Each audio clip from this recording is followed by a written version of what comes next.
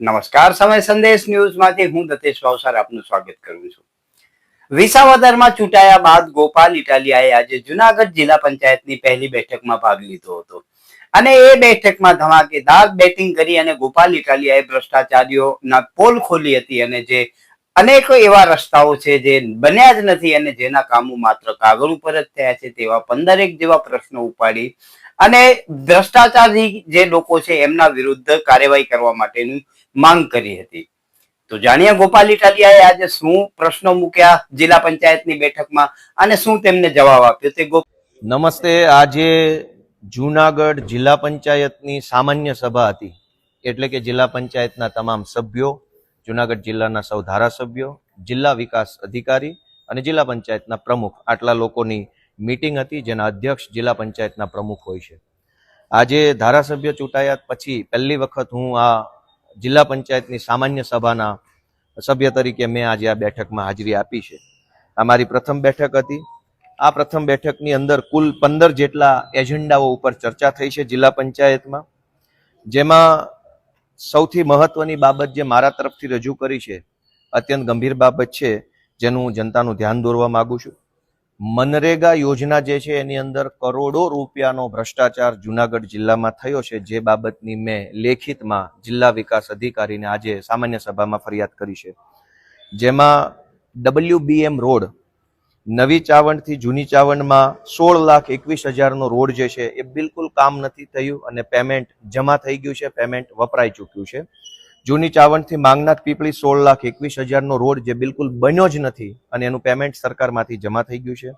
નવા પીપળિયાથી મોટા હડમતિયા રોડ 18,23,000, નાની મોણપરીથી ઈશ્વરિયા ગીરનો રોડ WBM રોડ 15,80,000 રૂપિયા, નવા જાંજેસરથી જૂના જાંજેસરનો રોડ 15,43,000 રૂપિયા, નવા જાંજેસરથી જાંજનાથ મહાદેવનો રોડ 16,52,000 રૂપિયા.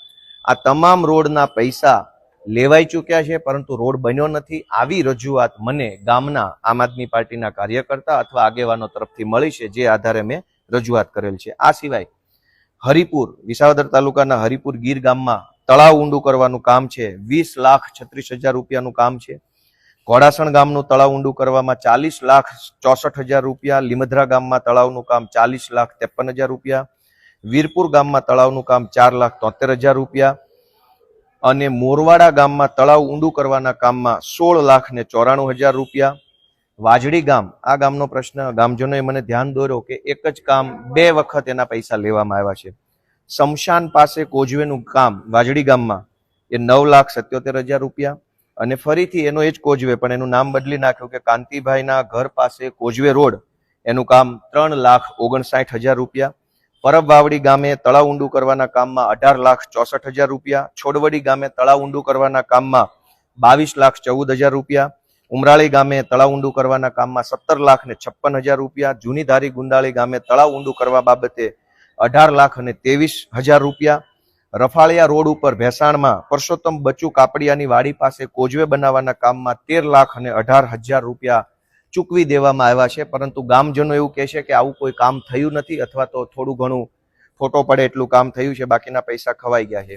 અમૃત સરોવર બનાવવાની જે યોજના છે સરકારની, એમાં ખાંભા ગામમાં 8,03,000 રૂપિયા, લીલિયા ગામમાં 6,09,000 રૂપિયા, નાની મોણપરી ગામમાં 3,32,000 રૂપિયા, શોભાવડલા ગામમાં 2,80,000 રૂપિયા અને ગળથ ગામમાં 5,06,000 રૂપિયા અમૃત સરોવર નામની યોજનામાંથી પેવર બ્લોક નાખવાના ફળવાયા છે. ગામજનોનું એવું કહેવું છે કે બિલકુલ નથી પેવર બ્લોક નખાયા, અથવા તો થોડાક નખાયા છે અથવા તો નબળી ક્વોલિટીના નખાયા છે. ઘંટિયાણ ગામથી સીસી રોડ જે બન્યો છે એ સીસી રોડ 33,35,000 રૂપિયામાં બન્યો છે. ગામજનોનું એવું કહેવું છે કે આ રોડ હજુ તો અડધો બન્યો છે, ત્યાં તૂટી પણ ગયો છે. 33 લાખ રૂપિયામાં બનેલો રોડ જે છે એ તૂટી ગયો છે. પીરવડ ગામે રમતગમતનું ગ્રાઉન્ડ બનાવવા સરકારમાંથી 5,56,000 રૂપિયા સેન્કશન થયા છે, પરંતુ ગામજનોનું એવું કહેવું છે કે માટી નાખી અને આ કામમાં ભ્રષ્ટાચાર કરવામાં આવ્યો છે. આ તો ખાલી જે ગામમાંથી મને માહિતી મળી ગામજનો તરફથી કે અમારા ગામમાં કામ નથી થયું, બહુ સિલેક્ટેડ 12-15 કામોની જ યાદી છે. માત્ર 12-15 કામોમાં તે આ આંકડો કરોડો ઉપર જાય છે. જો આખા જુનાગઢ જિલ્લાના મનરેગા યોજનાના કામોની જો યાદી મળે તો ભ્રષ્ટાચાર કઈ હદે થાય છે એ જાણવા મળે. આ બાબતે મેં જિલ્લા વિકાસ અધિકારી અને જિલ્લા પ્રમુખશ્રીને આજની આ બેઠકમાં મેં રજૂઆત કરી છે. આ સિવાય એક મહત્વની બાબત છે કે સ્ટેમ્પ ડ્યુટીની ગ્રાન્ટમાં ફેરફાર કરવા બાબત, એટલે કે કોઈ એક જિલ્લાની અંદર જેટલા પણ સ્ટેમ્પ લેવામાં આવે છે, જમીનોની ખરીદ વેચાણ વારસાઈની અંદર લોકો સ્ટેમ્પ ડ્યુટી ભરતા હોય છે. એ જે સ્ટેમ્પ ડ્યુટી સરકારમાં જાય છે તે સ્ટેમ્પ ડ્યુટીના કેટલાક ટકા રૂપિયા જે છે એ જિલ્લા પંચાયતને ખર્ચ માટે આપવામાં આવે છે. આ ખર્ચના સ્ટેમ્પ ડ્યુટીના ગ્રાન્ટના કામોમાંથી અનેક પ્રકારની સરકારી યોજનાઓમાંથી રોડ રસ્તા ગટર પાણી બનતું હોય છે. સરકાર આ જિલ્લા પંચાયત દ્વારા 2025 માર્ચ મહિનામાં વડાળ ગામે ભિયાળ રોડથી જાલણસર તરફ જતો રોડે મેટલનું કામ મંજૂર થયું હતું. માર્ચ 2025માં કામ મંજૂર થયું.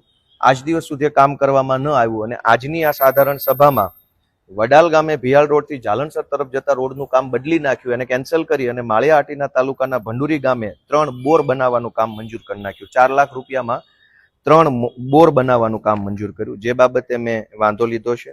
આ સિવાય અનેક એવા કામો છે જે કામોમાં માંગરોળ તાલુકાના રહીજ ગામે આંગણવાડી કેન્દ્ર નંબર 2 અપગ્રેડ કરવાની ગ્રાન્ટ હતી અને માંગરોળ તાલુકાના કરમદી ચિંગરિયા ગામે આંગણવાડીમાં અપગ્રેડ કરવાની હતી. આ બંને કામ કેન્સલ કર્યા છે. હવે આ કામો ફેબ્રુઆરી 2025માં મંજૂર થયા હતા. ફેબ્રુઆરી 2025માં મંજૂર થયેલું કામ ચાલુ ન થયું ને અંતે એને કેન્સલ કરી દેવામાં આવ્યું ને એની સામે પેવર બ્લોકનું કામ માંગરોળ તાલુકાના માનખેત્રા ગામથી કલતપુર ટીંબા તરફ જતા રસ્તે સાંગાભાઈ ગલ્લાભાઈના ઘરેથી પૂંજા મેરખીના ઘર તરફ પેવર બ્લોકનું કામ મંજૂર કરી દીધું છે. જે આ બધી વહીવટી બાબતો છે પણ આ ખરેખર ખૂબ ખોટું થઈ રહ્યું છે. આવી રીતે ન હોવું જોઈએ એ બાબતે મેં રજૂઆત કરી છે. એક ઇન્ટરેસ્ટિંગ પોઈન્ટ એ છે કે બલિયાવડ ગામે ગોપાલ ગામ વિસ્તારમાં સીસીટીવી કેમેરાનું કામ ફેબ્રુઆરી 2025માં મંજૂર થયું હતું. આ કામને આજે કેન્સલ કરી અને એની જગ્યાએ માળિયાહાટીના તાલુકાના લાઠોદરા ગામે વોકળા ઉપર પૂર સંરક્ષણ દિવાલનું કામ મંજૂર કરવામાં આવ્યું. ભાજપની બહુમતી છે તો એ ધારે કરી શકે છે. ઈવનગર ગામે ગામ પંચાયત વિસ્તારમાં સીસીટીવી કેમેરાનું કામ મંજૂર થયું હતું, એને આજે કેન્સલ કરી અને માળિયાહાટીના તાલુકાના પાણીદ્રા ગામે પૂર સંરક્ષણ દિવાલનું કામ મંજૂર કરવામાં આવ્યું છે. આ સિવાય એક મહત્વના મુદ્દા ઉપર મેં મારો સામાન્ય સભામાં વિરોધ ઉઠાવ્યો છે. એ બાબતનો વિરોધ છે કે આ બહુ જનતાએ જાણવા જેવો વિષય છે. તો આપણે જોયું કે ગોપાલ ઇટાલિયા ધારાસભ્ય ચૂંટાયા બાદ પહેલી જ જિલ્લા પંચાયતની બેઠકમાં કેવી રીતે પ્રશ્નો મૂક્યા હતા. હર હંમેશા આવા પ્રશ્નો દરેક ધારાસભ્યની જવાબદારી છે, પરંતુ જે હયાતના ધારાસભ્યો છે એ ભ્રષ્ટાચાર કરી રહ્યા છે અને એમની સાથે આજે અધિકારીઓ છે તેઓ પણ સંલિપ્ત હોય, એટલે ભ્રષ્ટાચારી બાબુ હોય એ ધારાસભ્ય સંસદ સભ્યોને સાચવતા હોય અને ધારાસભ્ય અને સંસદ સભ્ય આ બાબુઓને સાચવતા હોય. એટલે સત્તાથી પૈસાથી સત્તા મેળવીને જ અત્યાર સુધી ગુજરાતનું શાસન ચાલતું હતું અને હવે જયારે ગોપાલ ઇટાલિયા ચૂંટાઈને આવ્યા છે ત્યારે આ પોલ પધરી થઈ છે અને આવનારા દિવસોમાં પણ આવા અનેક પ્રશ્નો ગોપાલ ઇટાલિયા ઉપાડે તેવી સંભાવનાઓ સેવાઈ રહી છે. તો આવનારા દિવસોમાં પણ આપણે જોશું કે આવા જ જે ભ્રષ્ટાચારી લોકો છે એમને કઈ રીતે સજાઓ મળે છે. જો કે અત્યાર સુધી તો આપણે દૂર સુધી નથી જોયું કે ક્યાંય કોઈને સજા મળી હોય, પરંતુ હવે જે નવા યુવાનોની રાજકારણ ચાલુ થયું છે એ રાજકારણમાં કદાચ ગોપાલ ઇટાલિયા અને એમના જેવા લોકો સફળ થાય. ગોપાલ ઇટાલિયા, જિગ્નેશ મેવાણી, ચૈતર વસાવા જેવા યુવાનો જે હંમેશા માટે લડતા આવ્યા છે એમના માટે જ અત્યારે રાજકારણમાં હવે જગ્યા થઈ છે અને જે ટ્રેડિશનલ રાજકારણ છે એ રાજકારણને લોકો ભવિષ્યમાં જાકારો આપે તોય પણ નવાય નહીં.